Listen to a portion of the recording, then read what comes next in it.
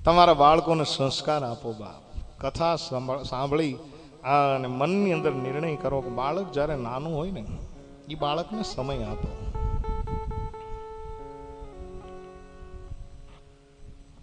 તમારા બાળક પાસે રહ્યો, તમારા બાળકને સમય આપો. તમે સમજો એને શું જોઈએ છે, એ શું લાઈક કરે છે, એ શું એવોઇડ કરે છે. અત્યારે હું એને કહું કે એને રમવા દો, પછી નવડાવી નાખજો, કેમ કે બાળકને બધું જ જોવે છે. આ તો આપણે આપણા બાળકને શું કરવું એ જ ખબર નથી સાહેબ.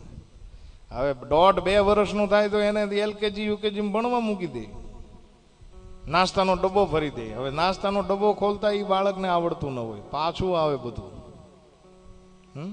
અને આ બધું બહેનો માતાઓ, આ બધું તમે તમારી જાણકારીમાં જ હોય. માત્ર હું તો તમને ટકોર કરું છું કે આપણે આપણા બાળકોનો સર્વાંગી વિકાસ કરવો હોય તો શાસ્ત્ર શું કહે છે એને હાલરડાથી તમે એને હાલરડા ગાઓ.